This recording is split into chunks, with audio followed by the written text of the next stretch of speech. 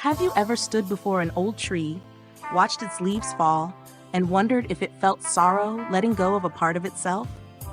In a small village where lush green hills embraced the dusty red roads, there was a boy named Anne who would always stop under the ancient tree every afternoon. The tree stood there, tall and steadfast through countless seasons, like a silent storyteller of time.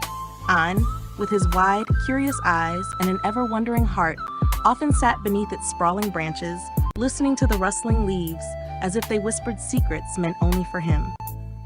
And lived with his grandmother in a small house where the smell of firewood smoke and her laughter made him feel safe. But life was not easy. They were poor, and every day, his grandmother would go out early in the morning to gather firewood, hoping to earn a few coins for rice. Though only 10 years old, Anne was already accustomed to helping her. Yet deep inside, he carried an unnamed fear, a fear that someday she too would leave him, just like his parents had when he was still very young. The old tree, with its outstretched branches like open arms, became Anne's refuge whenever that fear grew too heavy. He would often look up into the canopy and ask, "Dear tree, why do you keep standing here, never leaving?" One afternoon, as the golden sunlight stretched across the fields, Anne noticed something different. The leaves of the ancient tree had started turning yellow, gently drifting to the ground. Even though autumn had not yet arrived, he rushed over, picking up a leaf in his small hand, feeling its delicate fragility. "Dear tree, why are you letting your leaves fall? Don't you feel sad?" he asked, his voice filled with worry. But the tree remained silent, and only the soft breeze whispered back, offering an answer Anne, and could not yet understand. He carried that question home with him, a weight in his chest, as if he himself were losing something precious. In the days that followed, Anne began to realize that it wasn't just the old tree that was changing. His grandmother, once strong and full of laughter, now seemed tired. She coughed more often, and her thin, trembling hands struggled to pick up the firewood. Anne was terrified. He didn't want to think about losing her, but each time he looked at her, he couldn't help but see the image of the falling leaves.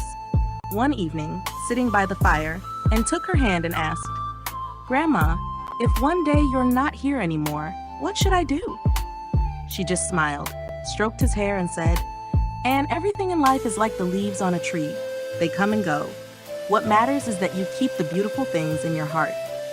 Her words were like a gentle breeze, but they couldn't fully soothe the fear inside Anne.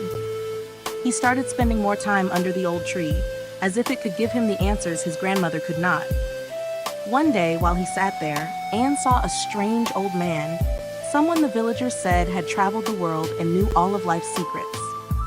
The old man paused, looked at Anne and the tree, and then sat down beside him. "You're sad because the leaves are falling, aren't you?" he asked, his voice deep and kind, and nodded silently. The old man smiled and pointed to the thinning canopy. "The tree isn't sad because it knows that by letting go of its leaves, it makes room for new buds. Life is the same, my boy. Everything has its time." The old man's words gave Anne much to think about. He began to look at the ancient tree differently. The falling leaves were no longer just a loss, but a part of life's natural cycle. Still, the fear of losing his grandmother clung to his heart, and wanted desperately to do something, to hold on to her, to stop time from slipping away. He worked harder, gathering more firewood, even secretly saving coins to buy medicine for her. But her illness only worsened. One night, when her coughing echoed through their small house, and sat by her bed, clutching her frail hand as silent tears streamed down his cheeks. He felt utterly powerless, as though all his efforts were meaningless against the relentless current of time. The next morning, as the first light of dawn filtered through the window, his grandmother called Anne to her side. She was weak, but her eyes still shone brightly. She handed him an old handkerchief embroidered with the image of a leaf. "Anne, you don't need to hold on to me forever. Keep what I have taught you, just as the tree holds on to its roots." Her words cut deep, yet they were also a beam of light, and embraced her. And for the first time, he didn't try to hold back his tears. That night, she passed away, leaving behind the small house and an emptiness in Anne's heart he thought would never heal. In the days that followed, Anne could hardly bear to leave the old tree's side.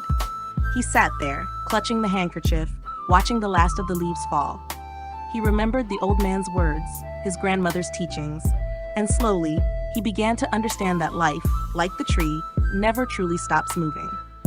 One afternoon, as the sun shone through the now bare branches, and noticed something miraculous.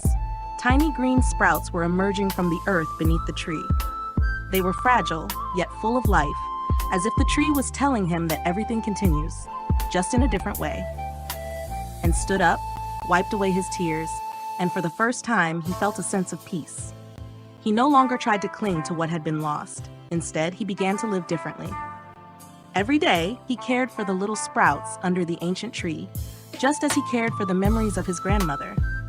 He learned to smile at the small, beautiful moments, a cool breeze, a wildflower, the song of a bird perched on a branch. He no longer asked the tree why its leaves fell, for he now understood. The falling leaves were not the end, but the beginning of a new season. Time passed, and N grew up. Yet he always returned to the old tree whenever his heart felt heavy. The tree had grown lush again, its canopy vibrant with new leaves. One day, as Anne sat beneath it, a child from the village ran over, picked up a fallen leaf, and asked, "Brother Anne, why do the leaves fall? Does the tree feel sad?" And smiled, gently ruffling the child's hair, and said, "The tree isn't sad because it knows the leaves fall to make room for new things. And you too. Whenever you lose something, you'll find something else, something even more beautiful." Anne's story was not a tale of grand victories, but a quiet journey to understand that life is a cycle of coming and going. As you watch this video, think about the leaves that have fallen in your own life. The losses, the pains, the things you once tried so hard to hold on to. Perhaps, like Anne, you'll realize that letting go isn't defeat, but rather an opening of your heart to new beginnings. And perhaps, somewhere deep within you, there will always be an ancient tree, quietly reminding you that everything has its time and everything will be okay. What did you learn from this story? Hope to see you in the next video. I will tell the same story but with an even more surprising ending. Please like, share, and subscribe to my channel.